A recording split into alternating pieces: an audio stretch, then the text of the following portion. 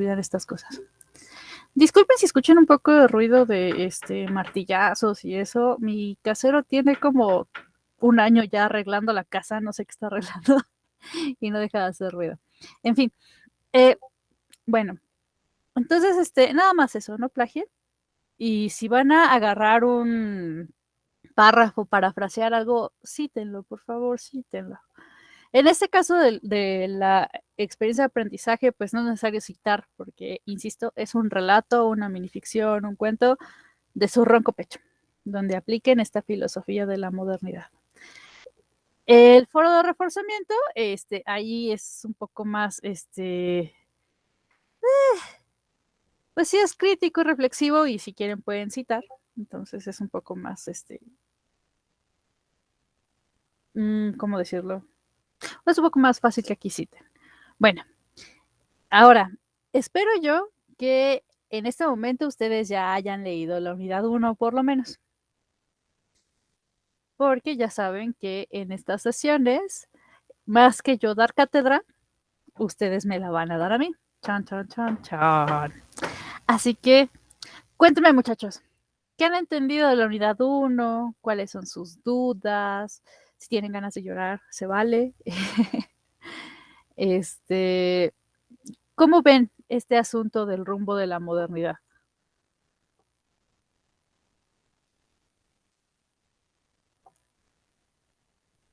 Yo una. Hola maestra, ¿cómo está? Hola, Karina. Buenas tardes. Hola, muy buenas tardes. Pues leyendo algunos comentarios en el foro en relación a la modernidad, eh, quizá yo tengo una aportación, bueno, muy externa que espero no sea ofensivo o molesto para algunas compañeras aquí dentro del grupo. Pero una compañera comentaba en relación a las manifestaciones en cuanto conforme va avanzando la modernidad, obviamente nos volvemos más independientes, más pensantes, más revolucionarios, por así decirlo, con el afán de, pues, de pelear nuestros ideales. Y entonces yo vi un claro ejemplo, lo que ahorita viene siendo lo que la mayoría de las chicas o mujeres hacen el 8 de marzo. Bueno, yo podría decirlo de manera general, que podría ser considerado pues un movimiento, por así llamarlo. Entonces, ahí también viene una tarea que dejó de crear el propio manifiesto, un manifiesto vanguardista. Entonces, pues también me gustaría saber ustedes en relación a este movimiento, si tiene que tener, pues no sé, no sé cómo explicarlo, algún lineamiento, con el afán de que pues no haya ninguna molestia o respeto, no sé. Que luego a veces uno nunca sabe que se sientan ofendidos. Por eso yo quería comentar este tema en el foro, pero no quise abordarlo porque pues, realmente hay muchos compañeros que sí hacen el manifiesto, van a el 8 de marzo y todo eso. Pero yo he visto que este sí es considerado un movimiento dentro de la modernidad y pues ahora sí el voz y voto de la mujer, no sé. Ok. Ahorita voy con Ricardo. Ahí déjame la mano levantada porque si no se me va a olvidar. Bueno, el movimiento feminista en general sí es una evolución y una revolución del pensamiento en la modernidad. ¿Por qué? Porque, como ustedes pudieron observar al inicio técnicamente de la unidad, el hombre tenía como, bueno, el ser humano, vamos a decirlo en general, el ser humano, todos, tenían este pensamiento muy antropocentrista, muy, incluso teocéntrico, vaya. Pensaba en que la divinidad le iba a resolver las cosas, en que Dios iba a ser partícipe de todo lo que hiciera y si algo malo le pasaba, pues la culpa era de Dios, ¿no? Que los maldijo. O que ellos hicieron algo malo para que les fuera mal, ¿no? En relación con Dios específicamente. Este pensamiento fue avanzando, fue evolucionando. Entonces, eh, por naturaleza, ¿qué es lo que pasa? Si tú eres parte de vamos a ponerlo, de un grupo oprimido, como en el caso de la gente, por ejemplo, de las revoluciones, siempre hay un oprimido y un opresor. ¿Qué pasa? Pues el grupo oprimido se harta y eventualmente busca ciertos ideales. Justo eso pasa con las chicas. Y ahora sí me voy a incluir, hemos sido oprimidas hasta el cansancio. El derecho a votar fue uno de los tantos derechos bien ganados por las mujeres, precisamente porque ya estaban hartas de que su opinión no contara, que las mandaran a hacer sándwiches a la cocina. Y obviamente, pues va evolucionando el pensamiento. Ahora, hay que tener mucho cuidado porque evidentemente no podemos englobar a todos juntos en el mismo costal. ¿A qué quiero llegar con esto? Por supuesto que el feminismo es maravilloso, yo me declaro feminista en muchos aspectos, pero también hay ciertos grupos que han mancillado este ideal, esta corriente de pensamiento feminista, por intereses, por los grupos de poder. Entonces, justo, para no herir susceptibilidades hay que hacer la aclaración. No todos los grupos feministas están con el feminismo. Se dicen feministas, pero se están colgando del el tren, ¿no? Eso también forma parte de la modernidad. Que los grupos de poder quieran mantenerse ahí y que utilicen artimañas de este tipo, haciéndose pasar por feministas, para que sigan teniendo esta popularidad. Uno de los mejores ejemplos que puedo poner en este caso del pensamiento moderno contra el, digamos, antimodernismo, es precisamente lo que hizo el PAN, si no recuerdo mal, en las elecciones que acaban de pasar, las intermedias. Más o menos recuerdo que algo le había pasado a una candidata y esta candidata, la ofendieron. La ofendieron y esta candidata dijo, oye, pues es que me está discriminando porque soy mujer, etcétera, etcétera, etcétera. Y entonces los panistas se montaron en el tren diciendo, ay, pues es que es violencia de género, cómo se atreven, estos de la 4T son unos machistas. Bueno, siendo que el PAN son los primeros en decidir sobre el cuerpo de las chicas al no querer legalizar el aborto. Entonces, ¿qué clase de hipócritas tienen, no? Solo para mantenerse en el poder. A eso me refiero con estos ejemplos. Bueno, eh, con modo introductorio, esto se los dejo así muy rápido y que lo empiecen a reflexionar. Ricardo, Sí, gracias. Buenas tardes. ¿Me escuchan? sí, perfectamente. Ok. Bueno, en lo personal, considero que el tema de la modernidad viene muy, hay que tener mucho tacto porque lo llegamos a veces a transquiversar y a confundir en cuestión lo que queremos ver literatura con lo que he visto en el foro, que muchos lo están viendo más por el modo tecnología y avances tecnológicos y científicos. Obviamente esa es la consecuencia de todo el pensamiento que deriva del pensamiento de la modernidad, el querer hacer, como bien lo dice en el texto, dejar por un lado a lo mejor en la Edad Media la idea de un Dios y empezar a ver el hombre por lo que puede hacer en el entorno, en la naturaleza, ¿no? Pero todo esto creo que se está confundiendo un poco y muchos lo están tomando por la era tecnológica más que por la era pensante, creo yo. Ujú. Sí, básicamente, uno es consecuencia del otro. Entonces, sí, el objetivo, insisto, en este caso es fomentarles este lado humanista de pensar en la modernidad no como algo tecnológico. Así, bastante simple. Muy bien. Eh, yo sé que quizá esta unidad empieza un poco, pues por decirlo así, compleja, porque de entrada les escupe a René Descartes, entonces es como de... Sin embargo, creo que está bastante bien masticada, ¿no? Justo como se plantea que a raíz de tres eventos que marcaron al mundo, empieza a evolucionar el pensamiento. ¿Cuáles son esos tres pensamientos, muchachos? Digo, esos tres pensamientos, esos tres sucesos. ¿Cari? Hola, ¿me escucha? Sí, perfectamente bien. Muy bien. Buenas tardes a todos, antes que nada. Los tres eventos son la peste negra, la caída de Constantinopla y la aparición de América. Muy bien. Ahora, de estos tres, ¿ustedes cuál creen que fue el más importante? Claro, eurocéntricamente hablando, ¿cuál fue el más importante de estos tres? ¿Oscar? Yo creo que la peste negra, ¿Por qué? porque es el que hace el primer rompimiento entre el pensamiento humano y la religión, porque viene este rompimiento de que en dónde está Dios. Entonces antes como que estaban muy aferrados a de que Dios es el que me va a salvar, Dios es el que crea las guerras, Dios es el que me manda para esto. Y cuando llega la peste negra y empiezan como que a perder a sus familiares, es bueno, y entonces ¿dónde está Dios? Y viene como que esta orfandad espiritual y eso hace que el hombre empiece a pensar en sí mismo. Ok, a ver, Mayra añade por todo lo que se desarrolló en ese momento. Ok. Fue Ricardo.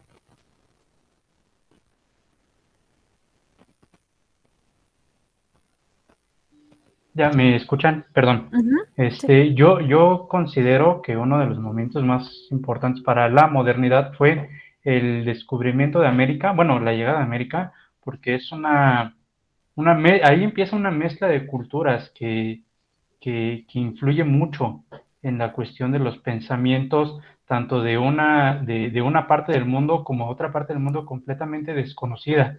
Entonces yo siento que ahí se empiezan también a sentar muchas bases ideológicas en las dos tierras. Ujú. ¿Y Cari? Yo creo que, bueno, las tres obviamente afectaron de maneras básicamente iguales, pero también coincido con, me parece que era Oscar, en que fue la peste negra, porque habla mucho de que cuando llegaron estos tres grandes sucesos, no entendían cómo es que Dios, siendo amo y señor de toda la naturaleza y la humanidad y del mundo perfecto que ellos creían que era, podía permitir que pasaran estas cosas tan malas pues al mundo. Entonces, para mí fue la peste negra también. Muy bien, muchachos. Gaby. Ay, buena tarde. Sí, bueno, coincidiendo con mis compañeros, también opino que después de lo de la peste negra, porque en un momento del podcast, hace referencia de que hasta los mismos seres humanos decían, ¿y dónde está Dios? Es donde ellos ya empiezan a cuestionarse esa presencia que es omnipotente, porque objetivamente, positivamente, no es una persona que no se puede ver, no es física, sino simplemente se veía a través de una imagen. Y de sus pensamientos y de su creencia, ¿no? Porque todo lo que les daba la naturaleza, todo lo que la bondad de la naturaleza les daba para que ellos pudieran vivir, era gracias a este Dios. Entonces, cuando pasa lo de la peste negra, ellos se preguntan a sí mismos, bueno, si él es tan bondadoso, si él nos cuida, nos protege, nos provee de lo necesario, entonces, ¿por qué nos está atacando prácticamente? O sea, ¿por qué él está haciendo esto en contra de nosotros, nos está afectando? Y es cuando ahí ellos ya se empiezan a cuestionar sobre esta protección que se supone que él les tiene que dar a ellos. Entonces ahí creo que ese como que yo tomaría como que esa es la parte definitoria de lo que es en realidad lo de la peste negra, que marca un antes y un después, ¿no? En el pensamiento y ellos ya empiezan a pensar por sí mismos, bueno, ¿y por qué nos está pasando esto? ¿O por qué lo está permitiendo él? Ese sería como que mi comentario. Muy Gracias. bien. Nati. Nat, por favor. Nat, perdón. Ahí voy. No importa. ¿Sí me oigo? Sí. Ok, yo siento que no es que haya uno más importante que otro, sino siento que todos se complementan entre sí, porque pues la peste negra, como ya han dicho, es cuando empiezan a cuestionarse, oigan, ¿y Dios? Y ya, pues pasa lo otro, llega la aparición de América, y en la aparición de América siento que es como ya lo que, cuando empiezan a decir, bueno, ¿por qué seguimos porque seguimos la palabra de este supuesto Dios y todo esto está pasando y además de todo también la iglesia, porque la estamos siguiendo?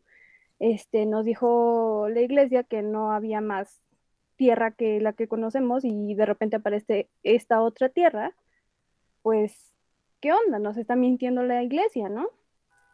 Entonces aquí, yo siento que después de esto, se ponen a pensar y pues es como de, ok, si no es Dios, entonces ¿quién es? Somos nosotros. Y es cuando empieza, bueno, sí, empieza lo de antropocentrismo, se desencadena el humanismo y del humanismo el renacentismo, todas esas cosas mágicas. Mágicas. Gracias, Nat. Cari. Hola, bueno, también para complementar un poquito lo que dijo Gabriela, se supone que ya después de todo lo que ella comentó hace un momento, y el que comiencen las personas a tener esa duda del por qué Dios está haciendo eso, pues ya llega también a resaltar Descartes, porque él es el que empieza a hacer como, bueno, él entre varios otros, hace el llamado para que en todo caso, si Dios existe o no existe, o se olvidó de la humanidad o lo que sea, que uno como persona, como humano, empiece a ver por sí mismos, que empiecen a pensar por sí mismos y a investigar y a creer las cosas que para ellos eran claras, eran evidentes y que no había cómo refutarlas. Entonces, siento que de ahí, pues sí, ya empezó a, pues más fuerte todo esto de preguntarse desde el principio por qué no hicimos esto, por qué pasó esto y cómo llegaremos a solucionar esto otro. Ok. ¿Noemí? Hola, ¿cómo están? Mucho gusto. Bueno, yo refiriéndome al comentario de Nat, estoy también de acuerdo. Creo que todos estos, tanto la peste negra como la caída de Constantinopla y la aparición de América, creo que ya lo mencioné, fueron hechos que a lo largo ya habían replanteado al ser humano el Dios no nos está apoyando, qué está pasando, pero a través de que se destacan estos nuevos sucesos, como que empieza de nuevo a reforzar esto que ya se había replanteado en el primero y después en el segundo y después en lo tercero. Entonces, también me parece muy importante que la aparición de América al momento de llegar fue un shock total, ¿no? Porque vieron a estos nuevos seres humanos que no sabían de su existencia, que tenían otros dioses, ¿no? Que eran completamente diferentes y era una nueva cultura que estaba chocando con todos los ideales que ya traían y que no y que desconocían. Entonces, bueno, me parece que no, y no hay alguno más importante que otro, sino fueron cada uno de ellos reforzando a los pasados, a los que se estaban, a los sucesos como tal. Ok. Muy bien, muchachos. Pues cronológicamente hablando, tienen toda la razón. La primer el primer gran punto catártico que tiene la humanidad, y la humanidad en este caso Europa, porque sí, hay que admitirlo, es súper eurocentrista este pensamiento. eh, la primer gran catarsis es precisamente la peste negra. La peste negra se da más o menos en 1300. Siempre se me olvida el año. 1347. Ah, ah, sí, 1347, 1350 y pico. Bueno, el pico más fuerte, porque tuvo oleadas así súper fuertes hasta 1400 y algo. Entonces, no, para los que piensan que el coronavirus va a durar 2 años, chequen la peste negra, cómo les fue. En fin, y eso que estaban más aislados. X, perdón. Entonces, la peste negra sí, evidentemente hizo que algunos se cuestionaran por qué Dios no existe o por qué Dios nos ha abandonado, ¿no? Como este meme de la iglesia, ¿por qué Dios me has abandonado? No quiero ser aquí una generación de ateos, pero sí. No, no es cierto. Eh, Sin embargo, tengan en cuenta algo bien importante. no es que de la noche a la mañana, con las miles y miles de muertes que hubo en la peste negra, se dijeran, hoy amanecí con peste negra porque Dios me dejó, hijo de... No, no, no. Evidentemente el cambio fue muy paulatino, mucho. Ahora, el segundo evento más importante en orden cronológico fue la caída de Constantinopla, que fue en 1453, justo por ahí de la última oleada de la peste negra, de hecho. ¿Qué pasó con la caída de Constantinopla? Pues que Constantinopla era técnicamente uno de los imperios más grandes después del romano y técnicamente era su herencia, el imperio romano de Oriente. Eh, en fin, el punto es que con esta caída de este imperio tan poderoso, porque llegaba a Egipto y cruzaba un montón de fronteras, en fin, también es la caída en cuenta de que la Edad Media ya se acabó. ¿Por qué? ¿Por qué decimos que la caída de Constantinopla marcó el fin de la Edad Media? Bueno, porque la gente empezó a darse cuenta también que ya no tenían que servirle al imperio. Ya después de que los mató la peste, ya después de que hubo un montón de broncas, evidentemente ya era como de, ¿y ahora qué hacemos? Bueno, pues vamos a dedicarnos primero que nada a sobrevivir y en segunda a rezarle al Dios que nos están poniendo ahora, que justo eh, se termina la iglesia super ortodoxa y es donde empiezan, oye, pues si Dios nos abandonó en la peste negra y ahorita se cayó nuestro gobierno, pues entonces a mí se me hace que le estamos sirviendo a los amos equivocados. Pues es que sí, tal vez sí, ¿no? ¿Qué tal si de repente este Dios pues no nos habla a través de los padres o no nos habla a través del Papa? Y así es como empieza a fragmentarse este pensamiento de la iglesia que todos le tienen que servir al Papa y todos le tienen que servir a Roma. Empieza a crearse las iglesias protestantistas, empieza a haber una especie de expansión de la mente. Ahora, el último y la gota que derramó el vaso, precisamente para que 100 años después entrara esta generación de Descartes y ah, de Bacon también, por ejemplo, fue el descubrimiento de América.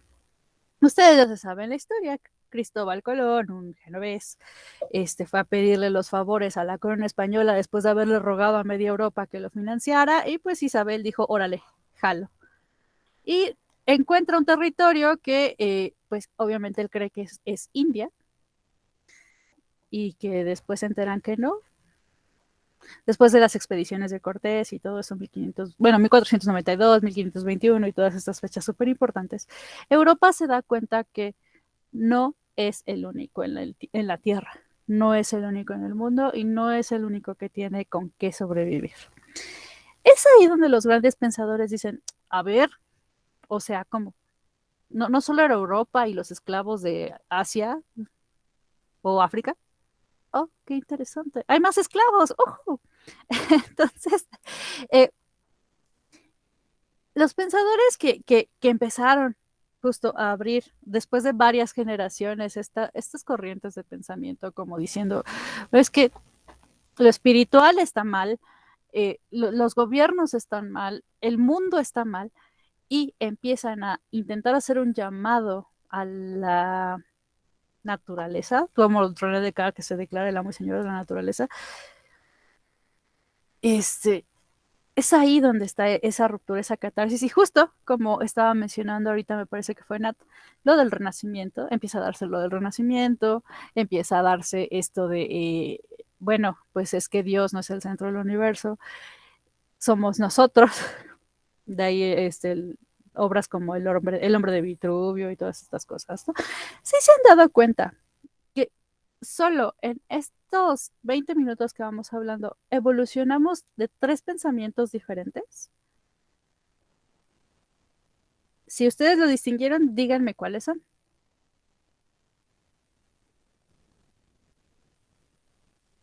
Así, a grandes, muy, muy grandes rasgos.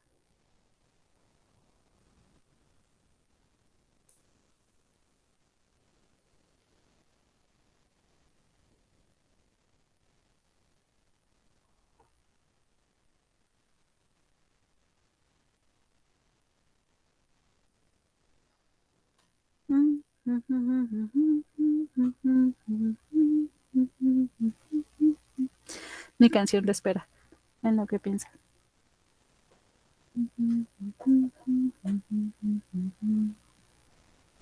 ¿No? Bueno, se los digo. El primero es precisamente el pensamiento de la Edad Media. Pensamiento lógico y crítico, ese ya es el final. Te me adelantaste mucho, Mayra. Pero bueno, el primero es el pensamiento oscurantista, este de la Edad Media, este en el que Dios es el todo, así de simple, y el vasallo le sigue sirviendo al amo, mal plan. El segundo es el periodo en transición, justo a partir de 1347-48, que empieza lo más cañón de la peste negra. Y es en donde empieza este cuestionamiento. Es como la adolescencia del pensamiento humano. Y finalmente tenemos el resultado del antropocentrismo o el pensamiento un poco más abierto a las posibilidades que es el del Renacimiento. Ojo, no quiero decir que sea el epítome del pensamiento, no, porque todavía le falta mucho para avanzar a este tipo de pensamiento. A partir de aquí es en donde podemos decir que el hombre se vuelve un hombre moderno. Se me fue la idea de lo que les iba a decir. Todo se me va. No sé si ustedes en algún momento de su vida, ya obviamente aquí ya todos son adultos, en su momento de adolescencia no se atrevieron a cuestionar el por qué su mamá les daba ciertas órdenes o sus papás o sus abuelos, en caso de que vivieran con sus abuelos. De niños, pues es ponte a lavar los trastes. Pues sí, mamá, ni modo, como en la Edad Media. De adolescentes es, oye, ponte a lavar los trastes. ¿Y yo por qué? Si yo quiero ver televisión y jugar con mi Nintendo, ¿por qué? Como en la etapa de cuestionamiento. Y finalmente ahora como adultos es, chale, tengo que lavar los trastes porque nadie más lo va a hacer. Como en el Renacimiento.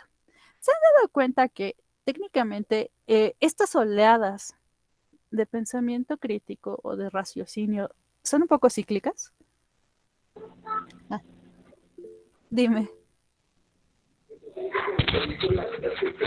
Ok, bueno, yo considero que sí, que todo esto, ese tipo de ideas, vamos en algo cíclico, porque, por ejemplo, como bien lo decía usted, en el momento de la peste negra, fue una situación que hizo al hombre pensar sobre las situaciones que estaban pasando. Hoy en día tenemos un problema en el cual también estamos repensando, o bueno, en lo personal a veces me pongo a repensar el papel del ser humano en la Tierra, en el universo, ¿no? ¿Qué tenemos que hacer para salir de esto? Y esto es, de una u otra forma, un pensamiento que se va formando hasta cierto punto, como bien decía, revolucionario, ¿no? ¿Qué tengo que seguir? ¿Qué tengo que hacer? ¿Hacia dónde voy? Por ejemplo, igual, a lo mejor no quisiera crear polémica, pero ¿hacia dónde voy? ¿Hacia el lado de la gente que se vacuna? ¿Hacia el lado de la gente que no se vacuna? Entonces, todo ese tipo de cosas hoy en día son las que igual están poniendo una vez más a prueba al hombre en cuanto a la modernidad, que hacia dónde vamos, qué vamos a avanzar, qué hago yo aquí, qué tengo que hacer en lo personal, en lo individual y como conjunto y como parte de la sociedad. Creo yo que sí, bueno, yo sí he pensado que es algo cíclico este asunto de la modernidad y que realmente, ¿cuál es el rumbo de la modernidad?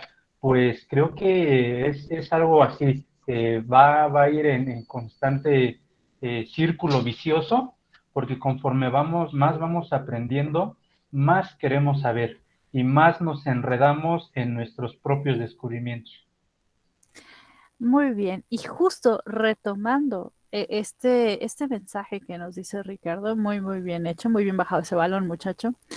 Hay dos banderas que, digamos, a modo de introducción, tiene el pensamiento moderno. Sí, gracias, Ana. Dos banderas principales que tiene la modernidad, que son el famoso cogito ergo sum pienso, luego existo. Y finalmente, las preguntas de John Locke. John Locke también estaba medio loco y se hizo 2 preguntas muy interesantes. ¿Cómo es que se produce el conocimiento humano? ¿Y cuáles son sus alcances? Creo que todos en algún momento nos hemos preguntado eso, ¿no? Cuando vemos, por ejemplo, la nave espacial por ejemplo, las de Elon Musk, ¿no? De, wow, ya hay turismo espacial. Híjole, dentro de cuántos años será accesible para el público. Los más grandes aquí no me van a dejar mentir. Hace por lo menos unos 30 años todos estábamos con, ay, híjole, ¿y te imaginas el día que todo el mundo tenga una computadora? O que todo el mundo tenga un teléfono de esos que nada más marcas y en cualquier lugar te agarra, ¿no? Hace 30 años era la pregunta del milenio, ¿no? Ay, nada, cuando veías Volver al Futuro, ¿no? Ay, los coches voladores, ¡ay! Falta un titipuchal de tiempo. Entonces, ¿cuáles son los límites? Bueno, todavía no voy a tocar la tecnología, ¿ok? Cari. Es que creo que somos 2 Karinas. Yo soy Karina y la otra compañera es Cari.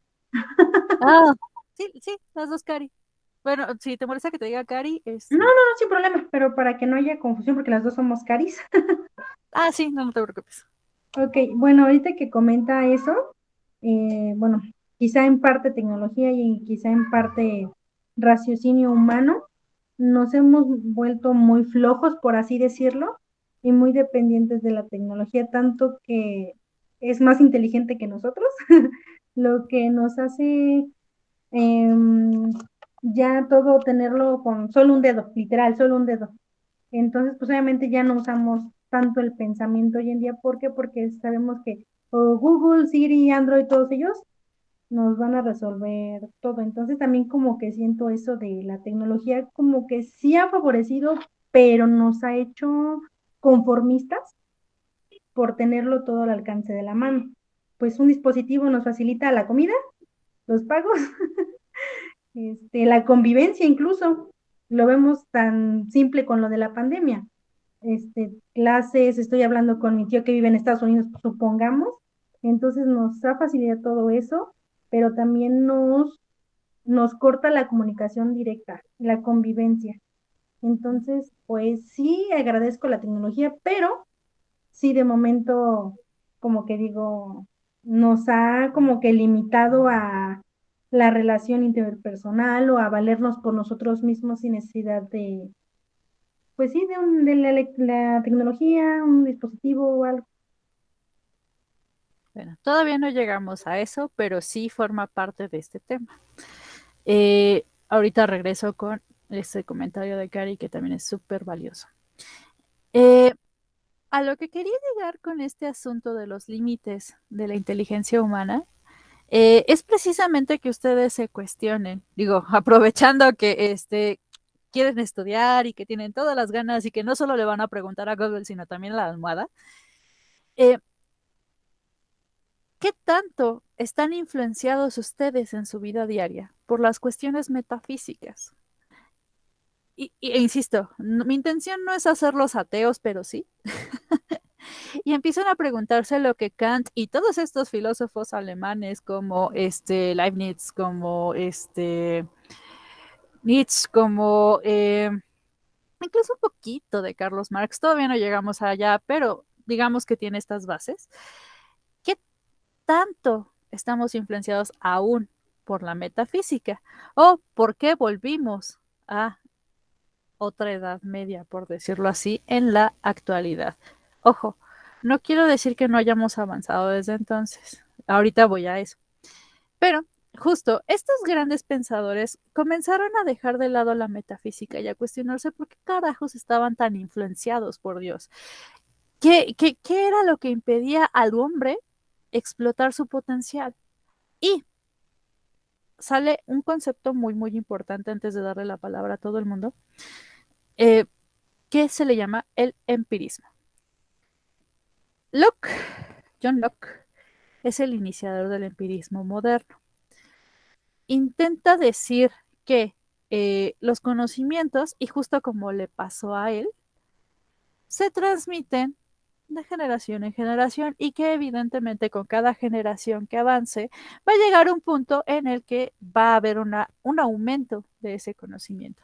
Es decir, si yo le digo a mi hermano o a mis hijos que pueden plantar trigo siempre y cuando vean que la tierra es buena, pues ellos van a intentarlo. Puede que no les salga las primeras 2 veces y después alguien va a descubrir, bueno, es que si le echas cal, neutralizas la acidez de la tierra y puedes lograr que el trigo crezca. Ok. Y la siguiente generación, además de echarle cal, le va a echar agua. Y la siguiente generación, además de echarle agua y cal, les va a poner sombrita, va a hacer no sé, eventualmente va a llegar un cultivo de trigo hidropónico súper padre, ¿no? Eso es el empirismo. Ahora sí, Cari, ¿tienes otra participación, la verdad? Karina, perdón. No, de mi parte por el momento creo que ha de ser la otra compañera. Ok, Gaby.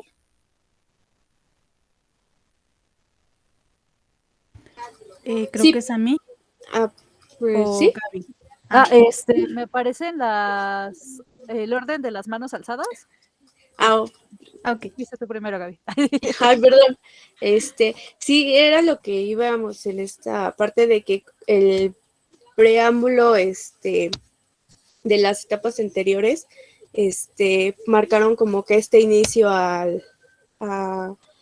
del empirismo y ya ve que después vemos la parte de la ilustración, que ya con Locke ya se define prácticamente toda esta parte en la que ya el hombre se empieza a cuestionar, deja a un lado como que su identidad deja de ser por creación de Dios, simplemente él ya se empieza ahora sí que como por así decirlo, ¿no? Que su cabeza ya empieza a maquinar por sí misma, ya empieza a tener nuevas ideas, empieza a tener inquietudes, y empieza a hacerse preguntas del porqué de las cosas, del porqué del origen de esto.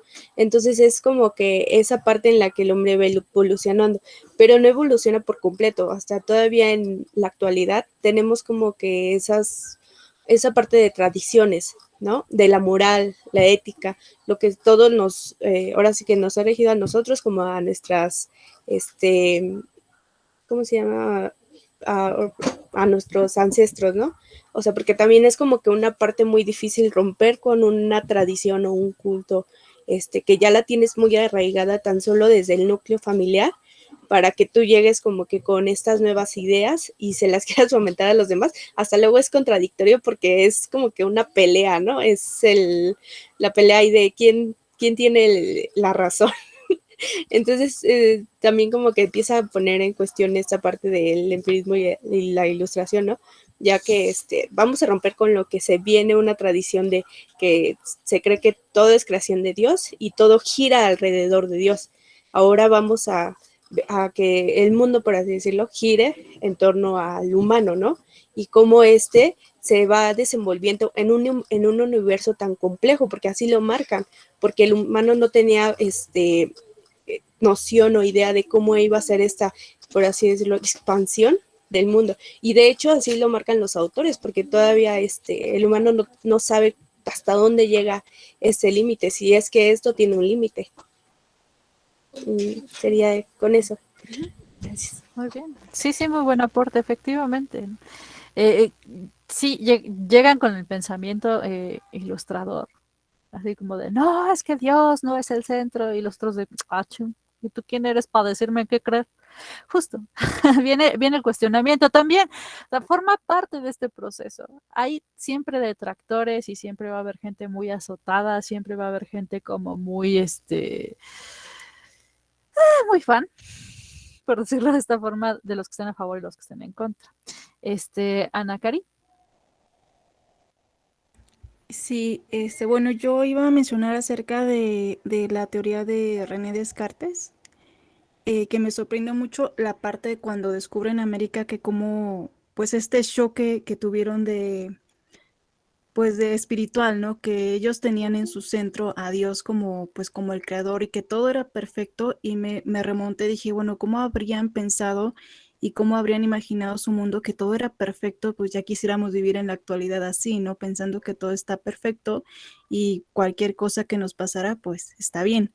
Y cuando llega René Descartes pues a tomar o a darles como que un nuevo sentido de vivir pues, a su vida, al ser humano, se dan cuenta que ellos mismos son su propio sentido de vida, que su pensamiento es el que les va a regir de ahora en adelante para poder entender aquello que entendamos, es aquello que es real para nosotros. Lo que no podemos entender, lo descartamos y seguimos adelante.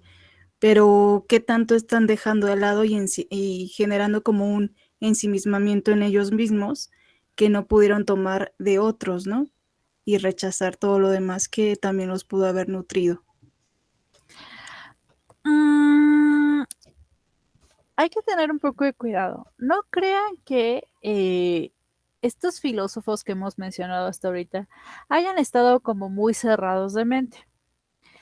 Todo lo que ustedes están leyendo con respecto a ellos es el resultado de años y años y años de estudio, de cuestionamientos, de debates, y evidentemente esa fue la conclusión a la que ellos llegaron.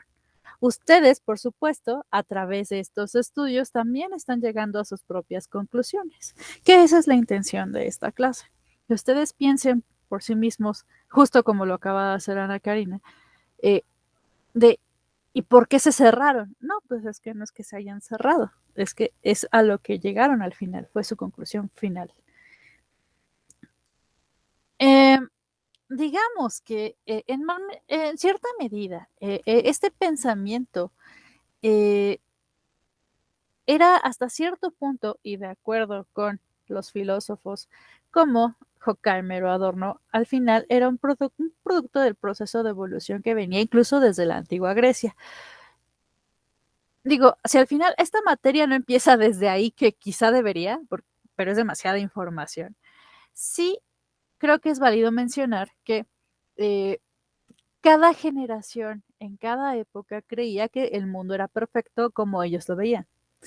E incluso hasta la fecha podemos ver que, por ejemplo, los terraplanistas creen que el mundo es perfecto y que es perfectamente plano, porque ellos lo ven así, porque lo vieron en un video de YouTube, lo que sea. Habemos personas que creemos que, bueno, la Tierra es un geoide, pero pues yo nunca he salido a ver. Yo no le he ido a medir. Claro que hay pruebas científicas que dicen que es un geoide, como los experimentos de Eratóstenes, por supuesto, y los eclipses lunares y esto, pero pues es porque yo elijo creer en las pruebas de la ciencia y todo esto, ¿no? Entonces, más o menos así va este asunto. No sé si me expliqué. Justo como dice Oscar, ¿no? El hombre que no conoce su historia está condenado a repetirla. Y es lo que está pasando aquí. En la actualidad, por supuesto. Pero no nos vayamos tan lejos. Digo, ya estamos a punto de acabar, 8 minutos de acabar esto. Y justo es lo que se hace el cuestionamiento de los ilustradores. Realmente es necesario someter por la fuerza este tipo de pensamiento crítico a la gente. ¿Es un nuevo mito? ¿Es un nuevo paradigma? ¿Es un nuevo dogma? Mucha gente cree que evidentemente en Europa sí hasta cierto punto se convirtió en un dogma y no.